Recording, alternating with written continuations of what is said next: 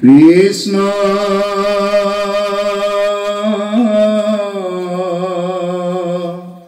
শংকৰ মাধৱ গুৰু হৰি ৰাম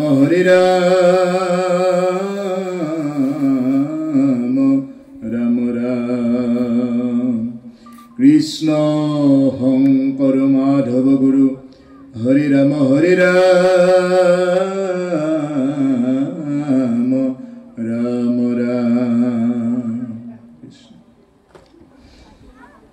হে ৰাম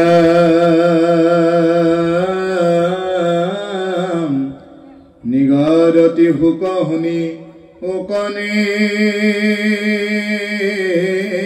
পৱৰ ভকতৰ সন্তাপ দেখিয়া পীতাম্বৰ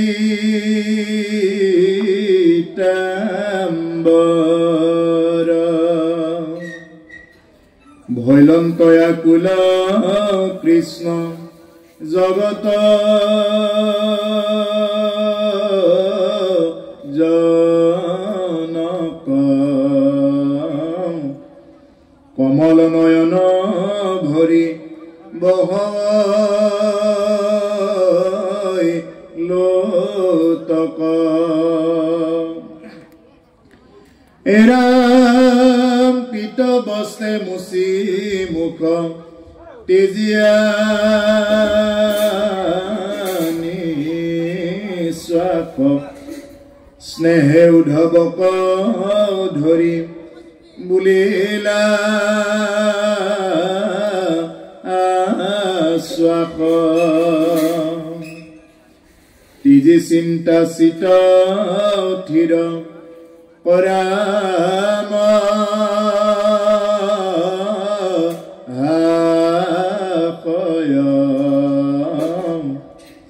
তুজু দুখ দেখি হকি নহহে হৃদয়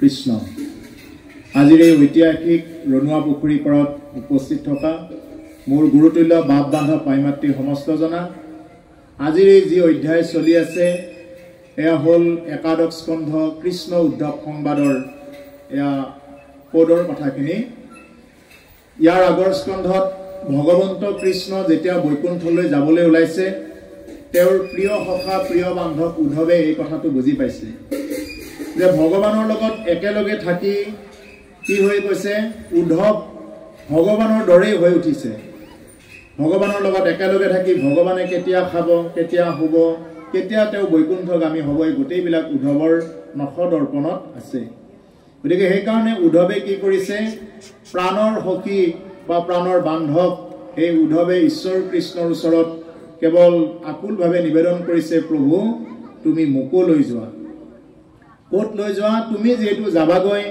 স্নানে ভোজনে গুপ্যস্থানে সদা সেৱা তোমাকেই কৰি আছিলোঁ আজি তুমি যিহেতু যাবাগৈ মই আৰু কাক চাই থাকিম এই বুলি ভগৱন্ত কৃষ্ণক কি কৰিছে উদ্ধৱে কাবুল কাকতি কৰিছে তাৰ পিছৰ কথাখিনি এতিয়া প্ৰভুসকল এতিয়া নিগদতি হুক শুনিও ক নিপবৰ ভকতৰ সন্তাপ দেখি পীতাম্বৰ শুকমুনিয়ে মহাৰাজ পৰীক্ষিতৰ আগত এই ভাগৱত কথা কৈ আছিলে কিয় কৈছে ভাগৱত এই যে আমি যে মহান শিল্পীগৰাকীৰ উদ্দেশ্যে আজি যে ভাগৱত অনুষ্ঠান কৰিছোঁ কিয় কৰিছোঁ কাৰণ এইটোৱেই উদ্দেশ্য যে কলি যুগত ভাগৱত পাঠ ব্যাখ্যা য'ত হয় যাৰ উদ্দেশ্যে হয় তাত নিঃসন্দেহে তেওঁ গতি পায় গতিকে সেইকাৰণে প্ৰভুসকল এই ভাগৱত অনুষ্ঠান কি বুলি কৈছে ৰসম আলয়ম ৰসৰ আলয় ইয়াত নিহিত হৈ আছে এই হ'ল ভাগৱত পাঠ সেইকাৰণে কলি যুগৰ এখনেই উত্তম শাস্ত্ৰ যাৰ কাৰণে মহামুনীন্দ্ৰ মহন্ত শুকদেৱে মহাৰাজ পৰীক্ষিতৰ আগত এই ভাগৱত পাঠ আৰু ব্যাখ্যা কৰি শুনালে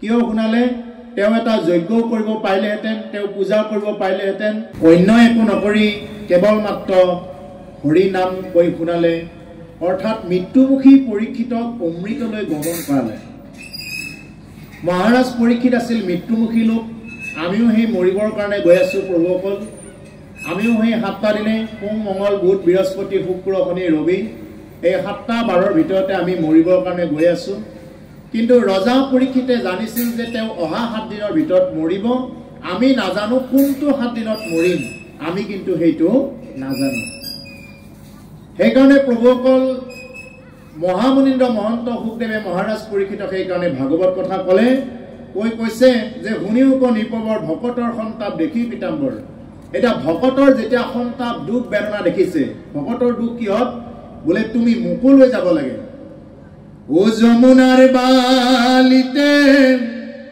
বাগৰি বাগৰি উদ্ধৱে কান্দিছে ওকে ৰাম ৰাম প্ৰভু এৰি গইলা মুকে হয়নে উদ্ধৱে এনেকে বাগৰি বাগৰি কি কৰিছে যে ভগৱন্ত কৃষ্ণক নিবৰ কাৰণে খাতনি ধৰিছে ও ৰাম বোলা মুখে হৰি বোলা মুখে অসস্তৰ তলে বাগৰি বাগৰি উদ্ধৱে কান্দিছে ওকে ৰাম ৰাম প্ৰভু এৰি গইলা মুকে কিয় খাতনি কৰিছে বোলে প্ৰভু তুমি মুকু লৈ যাব লাগে আমাৰ খাতনিবিলাক হ'ল বেলেগৰ প্ৰভু মোক এটি দিয়ক খেতি দিয়ক কিন্তু উদ্ধৱৰ খাতনিটি হ'ল প্ৰভু তুমি মুকু লৈ যোৱা আৰু যেতিয়া নেকি এনেকুৱা সন্তাপবিলাক পিতাম্বৰধাৰী ভগৱন্ত পুৰুষে যেতিয়া নেকি এনেকুৱা দেখা পালে ভৈলন্ত আকুল কৃষ্ণ জগতৰ জনক জগতৰ নায়ক সেই কৃষ্ণ কি হৈ গৈছে আকুলিত হৈ গৈছে কিয় ভকতৰ ক্ৰন্দন দেখা পায় ভকতে যেতিয়া কান্দিছে পিতবস্তে মুচি মুখ তেজিয়া নিশ্বাস স্নেহে উদ্ধৱক ধৰি বুলিলা আশ্বাস তেওঁ পিতবস্ত মানে হালধীয়া কাপোৰখনেৰে সেইদিনা তেওঁ মানে চকুৰ পানী মুচিছে যে ঈশ্বৰ কৃষ্ণ যি নেকি কালমায়াৰ অধিকাৰী সেই কালমায়াৰ অধিকাৰী ভগৱান কৃষ্ণই চকু পানী মুচিব লগা নহয় কিন্তু মুচিছে কিয় ভকতৰ কাৰণে ভকতক ইমানেই ভাল পায় গতিকে সেইকাৰণে প্ৰভুসকল ইয়াতে কৈছে স্নেহে উদ্ধৱক ধৰি বুলিলা আশ্বাস আৰু স্নেহে কি কৰিছে উদ্ধৱে যেতিয়া বাগৰি বাগৰি কান্দিছে তেতিয়া উদ্ধৱক আশ্বাস দি কৈছে তেজি চিন্তা চিত থিৰ পৰা মহাশয় হে উদ্ধৱ তুমি চিন্তাবিলাক স্থিৰ কৰা তুমি অস্থিৰ নহবা এই বুলি কি কৰিছে ভগৱন্ত পুৰুষে আশ্বাস দিছে তেজি চিন্তা চিত কৰা মহাশয় তজু দুখ দেখি সখী নহয় হৃদয় তোমাৰ যদি দুখ দেখা পাও এই দুখে মোকো মানে ধৰিছে এই বুলি কৈছে কাৰণ তুমি যদি দুখ কৰি থাকা তেতিয়া হলে ময়ো দুখত দুখী হ'ব লাগিব গতিকে সেইকাৰণে মই যেহেতু যাম বুলি তুমি গমেই পাইছা গতিকে সেইকাৰণে তুমি ইমান তেনেকুৱা অস্থিৰ নহবা তুমি স্থিৰ হোৱা এই বুলি প্ৰাণৰ বান্ধৱ উদ্ধৱক ভগৱন্ত পুৰুষে কৈ আছে ও স্বৰূপে জানিলা তুমি আমাৰ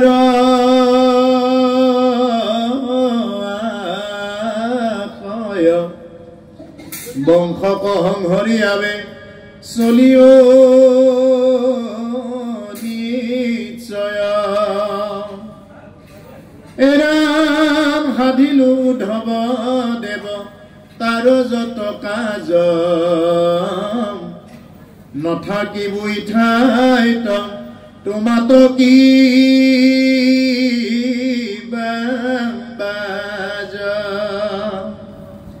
স্বৰূপে জানিলা তুমি আমাৰ আশয় ভগৱান কৃষ্ণ উদ্ধৱক কৈছে যে হে উদ্ধৱ হে মোৰ প্ৰাণৰ বান্ধৱ তুমি আমাৰ আশয় জানিলা অৰ্থাৎ মই যে যাব ওলাইছো এটা জন্ম পালে এদিন নহয় এদিন যাবই লাগে কোনোবা এদিন আগত বা কোনোবা এদিন পাছত আজি হাঁহি আছো কবতো নোৱাৰো আজি হাঁহি আছো কবতো নোৱাৰো কালি বাকি আছে হাই কপালতে কালি বাকি আছে হাই কোনে গাইছে জানে না এইটো জানে নহয় আমাৰ প্ৰাণৰ শিল্পী গৰাকীয়ে এই গীতটো গাই থৈ গৈছে যে ভগৱান কৃষ্ণও তেনেকুৱাকৈ বৈকুণ্ঠত যাব লগা হৈছে সকলোৱে ইয়াত যিমান জন্ম পাইছো আমি সকলোৰে কি আছে মৰণ আছে আৰু জন্ম মাত্ৰে ইয়াত মৰণ আছে এখন হল মৃত্যুলোক মৃত্যু মানে মৃত্যুলোক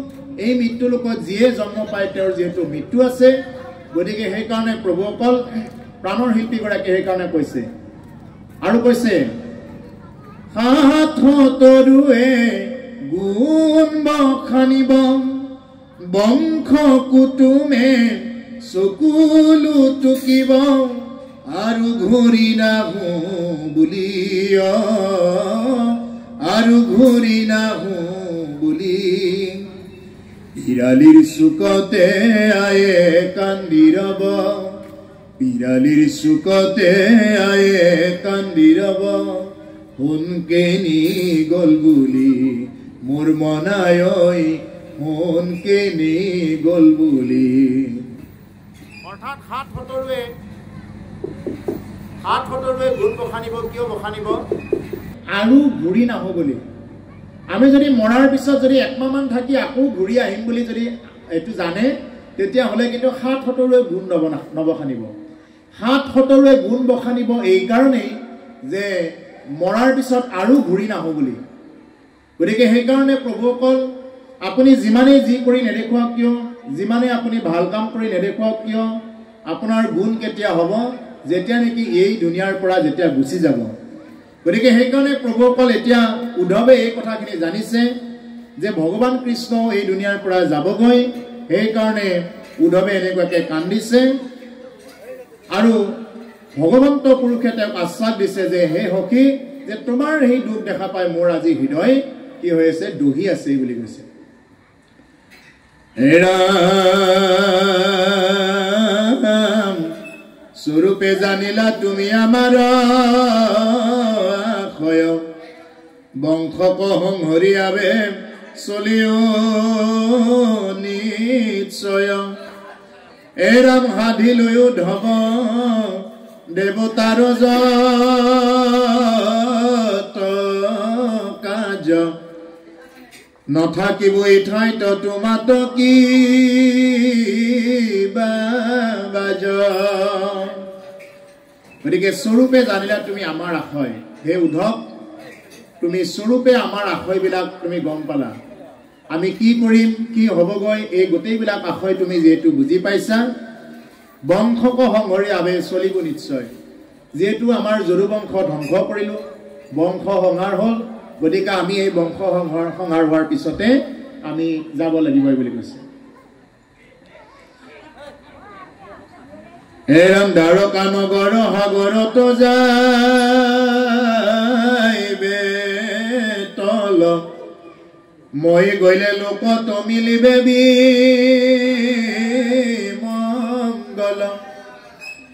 পিঢ়িবে দুৰ্জনকলি গুচিবে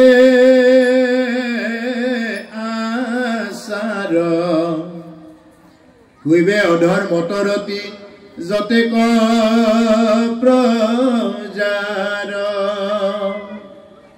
মই যোৱাৰ লগে লগে কি হৈ যাব দ্বাৰকা সাগৰত গোটেই দ্বাৰকাখন গোটেই মানে বুৰি যাব কৈছে যি নেকি আমি দ্বাৰকা নগৰ নিৰ্মাণ কৰিছিলোঁ এই সাগৰত সম্পূৰ্ণ দূৰ হৈ যাব বিলীন হৈ যাব মই গ'লে লোকত মিলিবে বিমংগল মই যোৱাৰ লগে লগে লোকত বিমংগল হ'ব কি বিমংগল ভগৱান পুৰুষ যেতিয়া যাব ওলাইছে তেতিয়া দিনতেই ফেঁচাবিলাকে মাত দিয়া হ'ল মানুহৰ বাও চকুবিলাক এনেই কঁপি থাকিব ধৰিলে এনেই হালধীয়া বৃষ্টি কৰিব ধৰিলে এনেই গছবিলাক উভালি পৰিব ধৰিলে এনেকুৱা মানে ঈশ্বৰ পুৰুষ যাব ওলোৱাৰ সময়ত এইবিলাক দেখা পায় যেনেদৰে আমাৰ প্ৰাণৰ শিল্পীগৰাকী যেতিয়া গ'ল তেতিয়া আপোনালোক সকলোৱে প্ৰত্যক্ষ কৰিছে যে ওলোটাকৈ কোনোবা ঠাইত ওলোটাকৈ ৰামধেনু ওলাল কত জীৱ জন্তুৱে গৈ তেওঁৰ ফটোৰ ওচৰত গৈ মৃত্যু মানে মাতিলে নিজৰ মৃত্যু হৈছে ঠিক তেনেকুৱাকৈ যেতিয়া নেকি তেওঁ সৰু সজাইত লৈ অহা হৈছিল তেতিয়াও প্ৰবল বৃষ্টিপাত হৈছিলে এইবিলাক বেলেগ মানে তাৰ ওচৰে পাজৰে নাই কিন্তু যিখিনি ঠাইত লৈ আহিছে সেইখিনি ঠাইত প্ৰবল বৃষ্টিপাত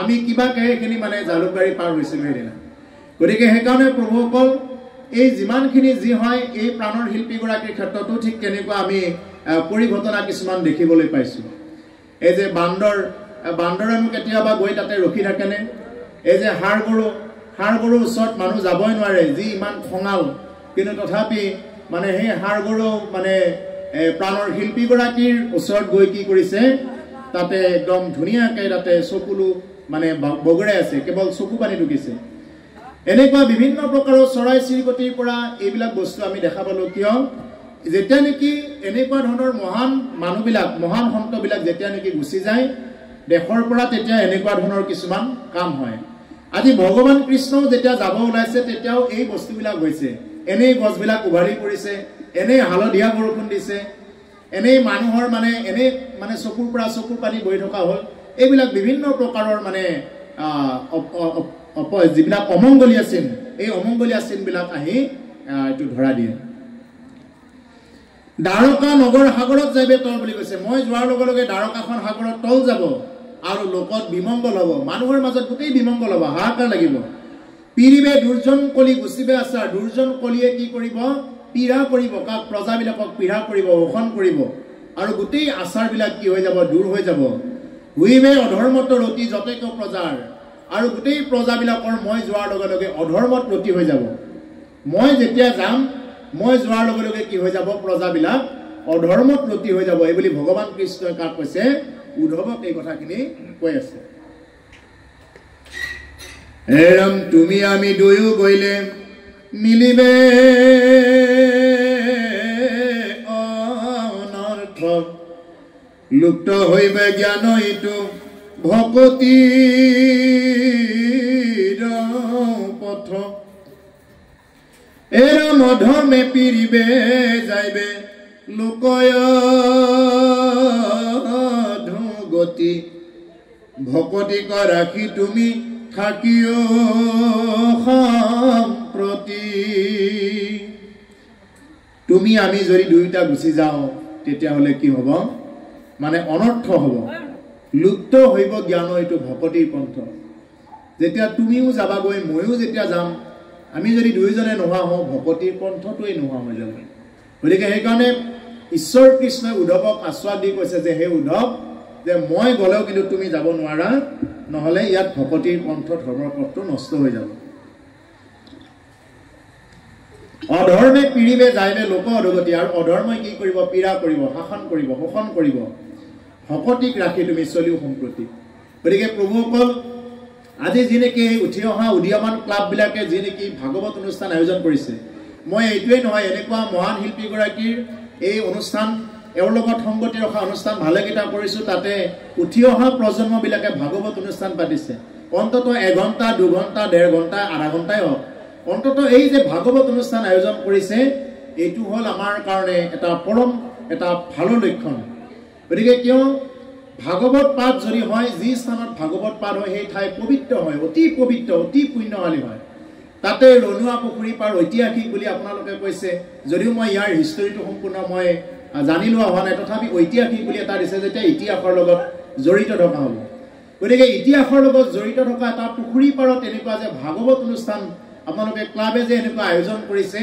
এইটো এটা খুব মানে এটা ভাল লক্ষণ আপোনালোকে বেলেগ বেলেগ কিবা কৰিব পাৰিলেহেঁতেন এই যে ভক্তিৰ লগত সংগতি ৰাখি প্ৰাণৰ শিল্পীগৰাকীক এই যে শ্ৰদ্ধা জনাইছে শ্ৰদ্ধাঞ্জলি জনাইছে এইটো হ'ল আমাৰ লেখত ল'বলগীয়া কথা কিয় যে প্ৰাণৰ শিল্পীগৰাকী আমাক এইবিলাক বিষয় সকলোতে দি থৈ গৈছে তেওঁ টোকাৰী গীত দি থৈ গৈছে তেওঁ বৰগীত এইবিলাক নিজে এইবিলাক কণ্ঠ দান কৰি থৈ গৈছে ভকতিৰ যিমান ভাল ভাল সুৰৰ গীত আছে গোটেই সুৰবিলাক তেওঁ কি কৰি থৈ গৈছে আমাৰ মাজত দি থৈ গৈছে গতিকে সেইকাৰণে ভকতিৰ সুৰতেই তেওঁ যিহেতু আমাক দি থৈ গৈছে সেইকাৰণে আমি তেওঁৰ নামত আমি ভকতিৰ অনুষ্ঠান তেনেকুৱাকে পতাটো উচিত বা আজিৰ প্ৰজন্মই যিটো আদৰি লৈছে এইটো খুব মানে লক্ষণীয় এতিয়া সেইকাৰণে কৈছে যে অধৰ্মে পিৰিব যাইবে লোক অধগতি ভকতিক ৰাখি তুমি থাকিও সম্প্ৰতি গতিকে মই যোৱাৰ লগে লগে অধৰ্মই পীড়া কৰিব গতিকে তুমি ভকতিক ৰাখি তুমি চলা হে উদ্ধৱ এই বুলি উদ্ধৱৰ আগত বাৰ বাৰ ঈশ্বৰ কৃষ্ণই বুজাইছে ও মোহৰ বচনইটো নচাৰিবা তুমি শ্ৰৱণ কীৰ্তন প্ৰৱৰ্তায়া থাকা তুমি ভকতি নভৈলে তুমি যাইবে ৰখাতল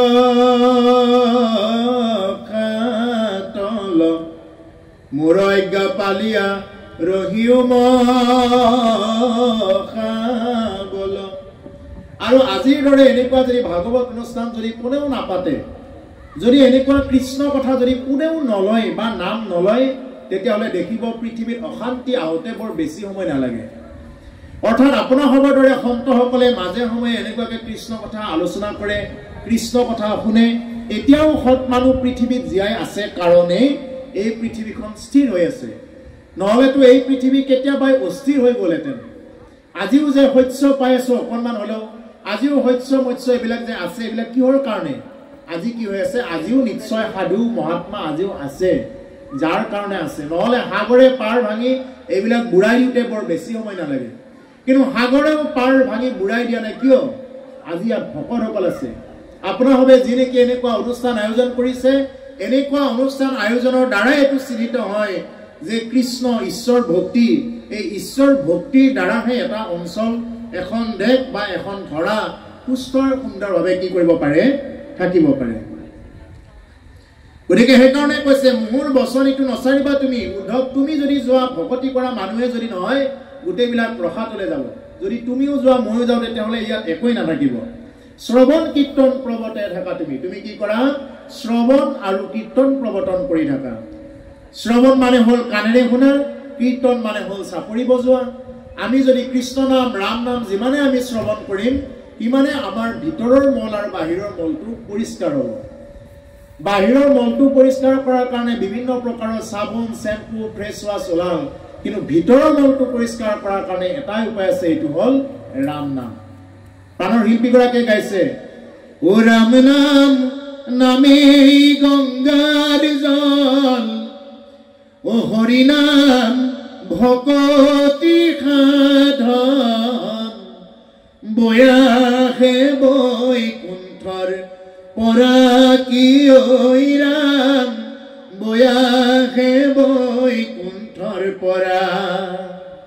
কিমান সুন্দৰকৈ গাইছে। এইটো কেৱল তেওঁৰ দ্বাৰা, তেওঁৰ কণ্ঠদান কৰিলেহে এইটো শুনিবলৈ ভাল লগা হয়। কি সুন্দৰকৈ মানে যেন বৈকুণ্ঠৰ পৰা বৈ আনিছে। ও ৰাম নাম নামেই গংগাৰ জল, কি সুন্দৰকৈ মানে একদম গংগাৰ জল যেন বৈ আহি আছে। এই গোটেই ভক্তিৰ ৰসবিলাক, অমীয়া সুৰ, এই গোটেইবিলাক কি কৰিছে? এই লুইত কণ্ঠ শিল্পী গৰাকীয়ে কি কৰিছে?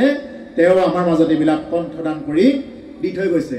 তেওঁ যদি এইবিলাক কণ্ঠদান নকৰিলেহেঁতেন, আজিৰ যিটো নেকি ভকতিৰ গীতৰ যিটো মাত্ৰা, ভকতি সংগীতৰ যিটো মাত্ৰা, এই মাত্ৰাটো হয়তো নাপালেহেঁতেন। বাকীটো মাত্ৰা নাপালেহেঁতেন, কিন্তু ভকতিৰ ক্ষেত্ৰতো যিমানখিনি দি থৈ গ'ল, কিহত দি থৈ যোৱা নাই, কি গীত গাই থৈ যোৱা নাই। গতিকে সেইকাৰণে এই যিটো নেকি মাত্ৰা, যিটো এইটো নাপালেহেঁতেন। গতিকে সেইকাৰণে কৈছে শ্ৰৱণ কীৰ্তন প্ৰৱৰ্তাই থাকা তুমি, ভকতি নভৈলে তুমি যাইবা ৰখা তলে। হে উদ্ধৱ, এই মোৰ প্ৰাণৰ বান্ধৱ, যদি ভকতি নাথাকে তুমিও ৰখাতলে যাবা। এই গোটেই প্ৰদেশ, গোটেই দেশখনে কি হৈ যাব? ৰখাতলে যাব। গতিকে সেইকাৰণে হে উদ্ধৱ, তুমি ইয়াত থাকা। তোমাৰ দৰে সন্ত ভকত থাকিলে পৃথিৱী স্থিৰ হ'ব, আৰু তুমি যদি নাথাকা তেতিয়াহ'লে এই পৃথিৱী অস্থিৰ হোৱাত বৰ বেছি দিন নালাগে। এইটো ও কিন্তু এইটো নথাকিবা কহিল প্ৰকৃতি, মতচিত্ত দিয়া পুৰা পৃথিৱী পৰজ্যোতি, এৰম যত দেখা শুনা মায়া স্বপ্ন ময়, হৰিময় দেখি দূৰ পৰমতি ভ্ৰম। কিন্তু ঐত নাথাকিবা পহিলো প্ৰগতি, কিন্তু ইয়াত নাথাকিবা হে উদ্ধৱ, মোট চিত্ত দিয়া ফুৰা পৃথিৱী পৰজ্যোতি। আৰু মোৰ তাতে চিত্তটো দি কি কৰা? তুমি পৃথিৱীখন পৰ্যটন কৰি ফুৰা বুলি কৈছে। তুমি মোৰ ওচৰতে চিত্ত সমৰ্পণ কৰা। অৰ্থাৎ আমাকো কৈছে যে ঈশ্বৰ কৃষ্ণৰ ওচৰত চিত্ত সমৰ্পণ কৰি আমি এনেকুৱাকৈ পৃথিৱী পৰ্যটন কৰি ফুৰিলেও একো নহয়। কাৰণ ঈশ্বৰ কৃষ্ণ, কৃষ্ণৰ দৰে এগৰাকী বান্ধৱ যদি আমাৰ জীৱনত প্ৰাপ্ত হয়, আমি আৰু ক'তো ভয় কৰিব নালাগে। ও তুমি বেটিৰে কে নাহি বন্ধু আন, যি মোৰ চিন্তা কৰ, তুমি হে নযদি নাথ পাও প্ৰভু, কহিতো নাহিকে ভয়, ও হৰি প্ৰভু জগন্নাথ নিচাৰ কৰা দাৰুণ সংসাৰে। হে ভগৱান, যদি তোমাৰ নিচিনা এগৰাকী যদি প্ৰিয়তমক যদি মোৰ বান্ধৱ হিচাপত পাওঁ, আমি যদি ভগৱানক যদি নিজৰ বন্ধুৰ দৰে যদি এবাৰ যদি পাওঁ, তেতিয়াহ'লে কহিটো নাহিকে ভয়, ক'তোৱেই ভয় নাথাকিব প্ৰভুসকল। আমি য'তেই নাযাওঁ কিয়, যিয়ে নকৰোঁ কিয়, আমাৰ ক'তো ভয় নাথাকিব, যেতিয়া নেকি ঈশ্বৰক পৰম বান্ধৱ বুলি ল'ব পাৰে। ঈশ্বৰে আপোনাক মোক বান্ধৱ বুলি লয় নলয় এইটো তেওঁৰহে কথা। ঈশ্বৰে আমাক নল'বও পাৰে কিবা কাৰণত, হয়তো আমি তেওঁৰ বন্ধু হোৱাৰ কাৰণে হয়তো যোগ্যতা নহ'বও পাৰে, এইটো কোৱালিফাইড হয়তো আমি নহ'বও পাৰোঁ, কিন্তু ভগৱানক যদি আমি বান্ধৱ বুলি লৈছোঁ, তেওঁ লয় নলয় সেইটো তেওঁৰ কথা। আমি যদি তেনেকুৱাকৈ বান্ধৱ বুলি লওঁ, তেতিয়াহ'লে আমাৰ জীৱনত কহিটো নাহিকে ভয়, ক'তো ভয়ে নাথাকিব, ভয়ৰ পৰা এৰাই চলিব পাৰিব। গতিকে প্ৰভুসকল, ভাগৱত শুনাৰ মূল কথা হ'ল এইখিনি। আমি যদি ভাগৱত শুনি যদি আমি ভয়তে থাকিব লগা হয়, আমি যদি মৰিলোৰ পৰা তৰিলৈ হ'ব নোৱাৰিলোঁ, ইমান দিন ভাগৱত শুনি আয়োজন কৰি কি হ'ব? ভাগৱত যদি কোনোবাই শুনাৰ দৰে শুনে, 7 দিন নালাগে। ভাগৱতে কৈছে অকণমানো যদি শুনে, যদি শ্ৰদ্ধা সহকাৰে যদি কোনোবাই শুনাৰ দৰে অকণমানো শুনে, এই শুনাৰ দ্বাৰাই তেওঁলোকৰ গতি প্ৰাপ্তি হয়, জীৱনৰ গতি সলাই দিব পাৰে কেৱল ভাগৱতে। সেইকাৰণে কি কৈছে? শুক মুখাদমৃত দ্ৰৱ সংযুতম পিবত ভাগৱত ৰসমালয়ম মুহুৰহু ৰসিকা ভুবি ভাবুকা। শুকৰ মুখৰ পৰা যি নেকি এই ভাগৱত ভূমিত পৰিল, এই ভূমিত পৰাৰ লগে লগে ভাগৱত ফলৰ পৰা ৰস হৈ গ'ল, আৰু আপোনাৰ খবৰ দৰে ৰসত চতুৰ লোকসকলেহে এই ভাগৱত কথা আস্বাদন কৰিব পাৰে। এই যে কাতিমহীয়া ধান কটা দিনতো, এই প্ৰখৰ ৰ'দৰ মাজতো, কাম বনৰ মাজতো আপোনাৰ হ'ব যে কৃষ্ণ কথা শুনাৰ কাৰণে আপোনালোকে যে সহযোগ কৰিছে অকণমান, সেইকাৰণে এইটোৱেই ধন্য। আজি যে আহি আপোনালোকক পাইছোঁ, যদি আপোনালোক নাথাকিলে হয় কাৰ আগত কৃষ্ণ কথা ক'লো হয়? সেইকাৰণে প্ৰভুসকল, এইটো হ'ল ধন্য। যদি কোনোবাই এনেকৈ আহি এই কাম বনৰ মাজৰ পৰা আহিও যদি কোনোবাই যদি কৃষ্ণ কথা অকণমানো যদি 5 মিনিট 10 মিনিট যদি কোনোবাই গুৰুত্ব সহকাৰে যদি অকণমান শুনি লৈ যাব পাৰে, এইখিনি কথাই তেওঁৰ জীৱনত ক্ৰিয়া কৰিব আৰু তেওঁ প্ৰাণ পাবই। ইয়াত নোপোৱাৰ কোনো কথা নাই, ইয়াত নোহোৱাৰ কোনো কথাই নাই, তেওঁ গতি পাবই। যদি খটাংগ ৰজাই 45 মিনিটত গতি পাইছে, আপুনি ময়ো গতি পাম, ইয়াত নোপোৱাৰ কোনো কথা নাই, মাত্ৰ যদি আমি শুনাৰ দৰে শুনিব পাৰোঁ। এতিয়া উদ্ধৱক কৈছে, তুমি কিন্তু ইয়াত নাথাকিবা, মোট চিত্ত দিয়া ফুৰা পৃথিৱী পৰ্যটী, মোৰ চিত্ত অৰ্পণ কৰি তুমি পৃথিৱী পৰ্যটন কৰি ফুৰা। যত দেখা শুনা মায়াময় স্বপ্ন সম, এইবিলাক চব মায়াময়, এইবিলাক চব মায়াময় স্বপ্ন সম, হৰিময় দেখি দূৰ কৰা মতিভ্ৰম। হৰিময় দেখি পেলাই কি কৰিব দিছে? মতিভ্ৰম বিলাক দূৰ কৰিব দিছে। এইবিলাক মায়া, এই মায়াৰ ওপৰত আমাৰ শিল্পীগৰাকীয়ে গাই থৈ গৈছে, এই মায়াৰ ধৰা দুদিন মাথো থাকিবা তুমি, জীৱন গলে গল নিবলে কোকেনে পাবা তুমি। এই মায়াৰ ধৰা দুদিন মাথো থাকিবা তুমি, জীৱন গলে গল নিবলে কোকেনে পাবা তুমি। এইখন হ'ল মায়াৰ ধৰা। আজি যেহেতু শিল্পীগৰাকীৰ উদ্দেশ্য কৰি অনুষ্ঠানটো হৈছে, মই তেওঁৰ ভাষাৰে আপোনালোকক বুজাইছো। তেওঁৱে কৈ থৈ গৈছে, এইখন মায়াৰ ধৰা, দুদিন মাথো থাকিবা। আজি হাঁহি আছো, ক'বওতো নোৱাৰো, কালি বা কি আছে হাই। দুদিন মাথো থাকিবা, দুদিনৰ আলহী। গতিকে সেইকাৰণে প্ৰভুসকল, আমি যিহেতু দুদিনৰ আলহী, সেইকাৰণে আমি কি কৰিব নালাগে, আমি থকা দিনকেইটা কাৰোবাৰ লগত কিবা মানে বেলেগ বেলেগ ধৰণৰ ভাৱনা কৰি তেনেকুৱাকৈ থাকিব নালাগে। আমি থকা দিনকেইটা কেৱল হৰিময়, হৰি চিন্তা কৰি তেনেকৈ থাকিব লাগে। তেতিয়াহ'লে কি হ'ব? আমাৰ জীৱনটো ধন্য হ'ব। ইহঁতে সেইকাৰণে কৈছে, যত দেখা শুনা মায়াময় স্বপ্ন হম, এইবিলাক চব মায়া, সপোনৰ দৰে। গতিকে সপোনৰ দৰে, সেইকাৰণে কি কৰা? তুমি মতিভ্ৰম দূৰ কৰা। হে উদ্ধৱ, এইবিলাক তুমি যিমান দেখা পাইছা, এইবিলাক চব হ'ল এটা মতিভ্ৰম, এটা সপোনৰ দৰে। যেনেকুৱাকৈ সপোনত বিভিন্ন প্ৰকাৰৰ কিবা কিবি খাওঁ, কিন্তু জাগি চালে একো নাই, ঠিক তেনেকুৱাকৈ আমিও এইখন সংসাৰত কি কৰি আছো?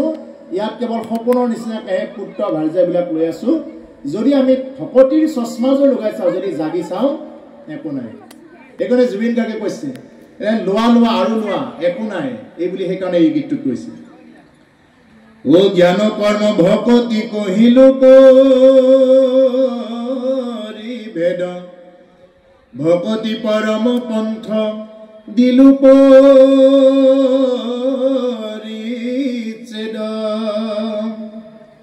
এৰা নাহি কে উত্তম গতি ভকতি পৰে নিশ্চয় কহো ভকতিতে অমুক বৈশ কৰে গতিকে হে উদ্ধৱ জ্ঞান মাৰ্গ কি কৰ্ম মাৰ্গ কি আৰু ভকতি মাৰ্গ কি এই তিনিটা মাৰ্গৰ কথা মই তোমাৰ আগত ব্যক্ত কৰিলো মই ভেদ ভাৱে মই কলো গতিকে ভকতি পৰম পন্থ দিলু পৰিছে গতিকে এই তিনিটাৰ ভিতৰত মই ভকতিটোই যে পৰম পন্থা এইটো মই তোমাক সিদ্ধান্ত দিলু পৰিছে মানে এটা সিদ্ধান্ত দিছে তুমি কৰ্ম কাণ্ডিয় কিবা কৰিলেও তুমি ভকতিয়ে কৰিব লাগিব ভকতি যদি যুক্ত নাথাকে কৰ্মকাণ্ড কৰিলেও এইবিলাক শুদ্ধ ৰূপত নহয় গৈ আপুনি যদি জ্ঞানীও হয় জ্ঞানী হলেও যদি আপোনাৰ ভকতি যদি যুক্ত নাথাকে তেতিয়া হলে কি হৈ যাব এইবিলাক মানে কাম নোহোৱা হ'ব গতিকে সেইকাৰণে যেহেতু ভকতিৰ শ্ৰেষ্ঠ সেইকাৰণে ঈশ্বৰ পুৰুষে উদ্ধৱক কি বুলি কৈছে যে হে উদ্ধৱ হে মোৰ প্ৰাণৰ বান্ধৱ মই তোমাক পৰিচ্ছেদ মানে সিদ্ধান্ত দিছো কি দিছো যে ভকতিয়ে পৰম পন্থ নাহিকে উত্তম গতি ভকতিত পৰে ভকতিৰ বাহিৰে আৰু উত্তম গতি এই সংসাৰত নাই যদি কোনোবাই ভকতি যদি কৰাৰ নিচিনাকৈ কৰিব পাৰে কোনোবাই যদি অকণমান সময় যদি কৃষ্ণ নাম ৰাম নাম যদি শুনাৰ দৰে শুনিব পাৰে এই ভকতিতেই তেওঁৰ জনম সাৰ্থক হ'ব এইটো ভকতি আৰু ইয়াৰ বাহিৰে কি ভকতি আছে গতিকে সেইকাৰণে কৈছে নিশ্চয় কওঁ ভকতিয়ে মোক বৈশ্য কৰে কেৱল মই কৈছো এইটোৱেই যে ভকতিয়ে মোক বৈশ্য কৰিব পাৰে বেলেগ অন্য কোনো পন্থাই মোক বৈশ্য কৰিব নোৱাৰে হে ৰাম ভকতিত পৰে আনন কৰি সখী হেন শুনি উদ্ধৱে মুচিলা আখি এৰাম কৃষ্ণৰ চৰণ চাই তেজিলা নিশ্বাস গদ গদ বাক্যে বুলি লন্তলা খেলাখ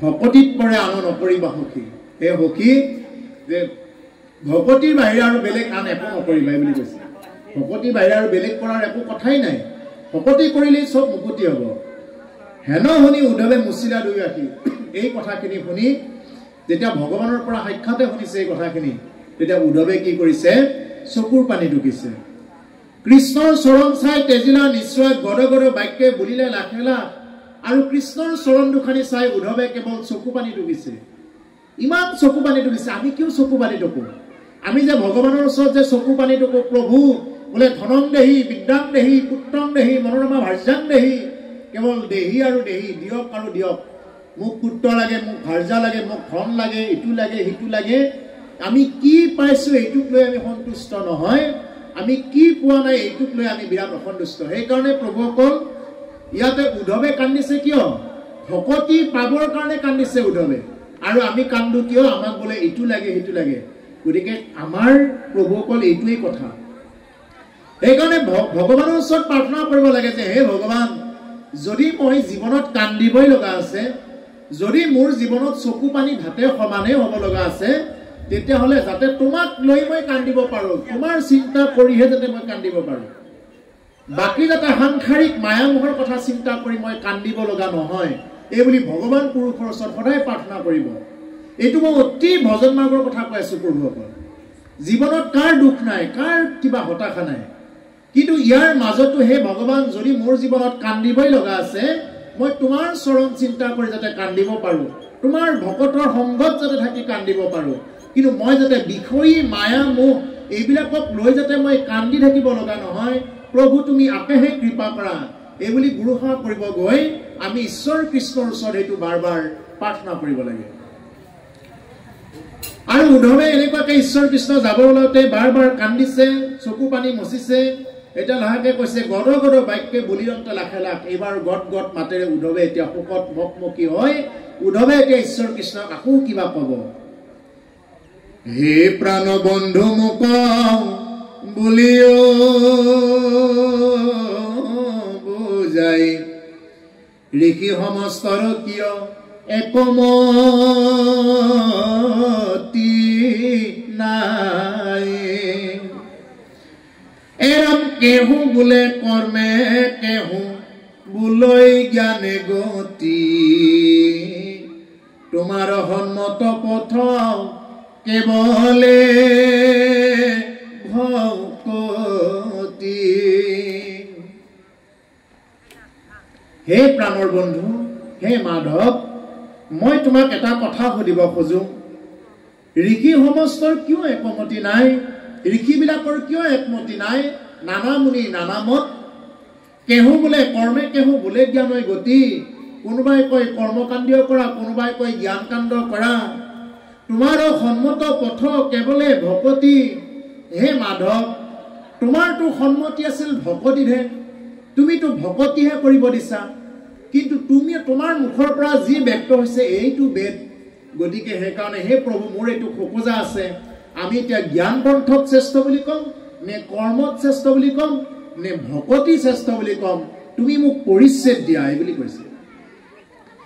অ একে বেদ বাক্যে কিয় ভৈল মতি ভেদ।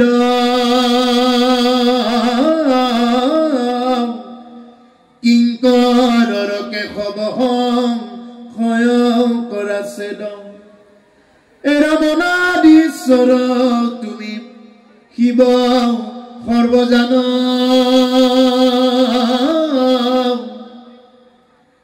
পৰিচ্ছেদ দাতা তুমি বিনে নাহি আন। তোমাৰো সন্মত কেৱল ভকতি পন্থ। তোমাৰতো ভকতিৰ পন্থটোৱে সন্মতি আছিলে। একে বেদ বাক্য কিয় ভৈলমতি ভেদ? যে একেইটো বেদৰ বাক্য কিয় মতিভেদ হৈ গ'ল? এই বুলি ঈশ্বৰ কৃষ্ণৰ ওচৰত কোনে প্ৰাৰ্থনা কৰিছে? উদ্ধৱে প্ৰাৰ্থনা কৰিছে। কিংকৰৰ কেশৱ সংশয় কৰা ছেদ। হে কিংকৰ, এই কিংকৰৰ ছেদ সংশয় কৰা। এই বুলি কি কৰিছে? ঈশ্বৰ কৃষ্ণৰ ওচৰত উদ্ধৱে কৈছে নিজকে কিংকৰ বুলি। মই আপোনাৰ চাকৰ। উদ্ধৱে ক'ব পাৰিছে চাকৰ বুলি। এতিয়া আমি ডাইৰেক্ট চাকৰ হ'ব পাৰিমনে? উদ্ধৱেই কৈছে যে চাকৰ বুলি। আমি সেই চাকৰৰো চাকৰৰো চাকৰৰো এনেকুৱা চাকৰ থাকে।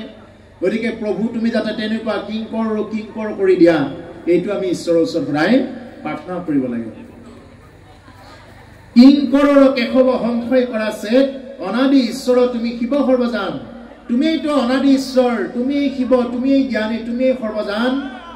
পৰিচ্ছেদ দাতা তুমি বিনে নাহি আন। আৰু এই কথাটোৰ সিদ্ধান্ত দিব পাৰা, এই কথাটো পৰিচ্ছেদ দিব পৰা তোমাৰ বাহিৰে আৰু অন্য কোনো নাই। এই বুলি কোনে কৈছে? উদ্ধৱে কৈছে। ও মাধৱে বুলন্ত সখী শুনিও সিদ্ধান্ত। তুমি মোৰ মহামিত ভকত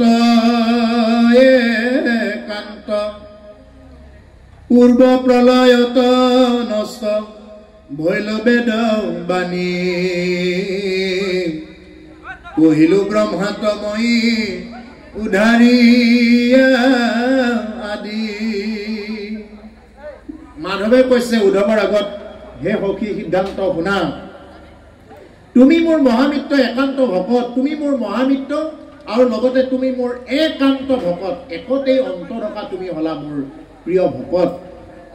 গতিকে পূৰ্ব প্ৰলয়ত নষ্ট হৈল বেদবাণী। কহিলো ব্ৰহ্মাত্ময় উদ্ধাৰিয়া আদি। গতিকে মই যেতিয়া নেকি পূৰ্বত এই বেদৰ বাণীবিলাক নষ্ট হৈ গৈছিলে প্ৰলয় জলত, তেতিয়া মই আকৌ পুনৰ এইবিলাক উদ্ধাৰ কৰিছিলোঁ। উদ্ধাৰ কৰি মই কি কৰিছিলোঁ? এই বাণীবিলাক ব্ৰহ্মাৰ আগত মই এই কথাবিলাক কৈছিলোঁ। যি নেকি তত্ত্ব কথাবিলাক মই ব্ৰহ্মাৰ আগত কৈছিলোঁ, এই বুলি ভগৱান পুৰুষে কৈছে। বেদে যেন কয় তাক শুনা প্ৰাণ সখী। মায়াময়া বেদ ধৰ্ম সবা কৈ পেখি। কেৱলে মাত মাত লৈবে কখৰ চৰণ হুইবে কৰ্ম ফল তেজি তেৱে খে প্ৰসন্ন বেদে যেন কৈ তাক শুনা প্ৰাণৰ সখী বেদেনো কি কয় সেইটো শুনা হে প্ৰাণৰ সখী এই বুলি কৈছে উদ্ধৱক কৈছে যে বেদে কি কয় শুনা মায়াময় বেদৰ ধৰ্ম সবাকো উপেক্ষী বেদৰ ধৰ্ম এইবিলাক কেৱল মায়াতেই জড়িত বেদৰ যিবিলাক ধৰ্ম প্ৰথমতে এইবিলাক মায়াতেই আনিছিলে বেদৰ ধৰ্মবিলাক কেৱলে আমাতো মাত্ৰ লৈবে শৰণ হুইবে কৰ্মফল তেজি তেওহে প্ৰসন্ন গতিকে বেদে কি কয় যে কেৱলে আমাতো মাত্ৰ লৈবে শৰণ কেৱল আমাকে শৰণ ল'ব দিয়ে বেদেও যেহেতু কি হৈছিলে বেদেও সেই মায়াতেই জন্ম হৈছিলে গতিকে কি কৰিলে গতিকে বেদেও আমাক এই বেদৰ ধৰ্মৰ মতেদি যে আমাক তাত শৰণ ল'বৰ কাৰণে দিছে যিমানবিলাক পন্থৰ কথা কৈছে এইবিলাক কৈ শেষত শৰণ ল'বৰ কাৰণে দিছে কাৰ ওচৰত ঈশ্বৰ কৃষ্ণৰ ওচৰত শৰণ ল'বৰ কাৰণে দিছে কিন্তু শৰণ নলয় মানুহে কি কৰে যজ্ঞ তপস্যা কৰিব লাগিলে হৰিহি ওম হৰি নাম লৈহে কি কৰিব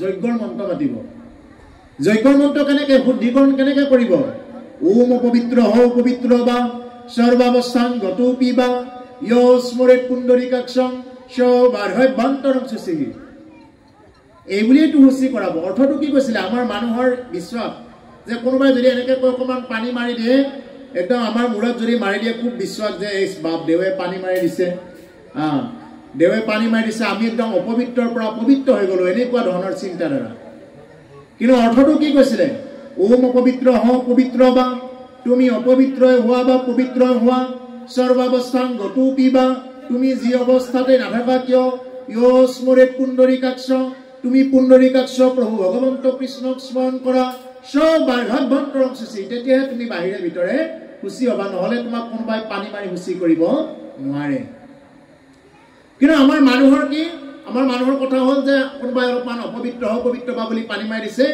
কিন্তু অৰ্থটো কৈছিলে তুমি কৃষ্ণ নাম লোৱা কৃষ্ণ নাম নোলোৱাকে কোনেও তৰিব নোৱাৰে কৃষ্ণ নাম মুখে লোৱা হৰিৰ ভকতি কৰা তেহে পাবা বৈকুণ্ঠত স্থান লোৱা হবে নামতে শৰ লোৱা নাম লোৱা নাম লোৱা নাম লোৱা নাম হয়নে বেদৰ বিহিত যত আছে ধৰ্ম সংসাৰত হবে হৰি নামৰ কিংকৰ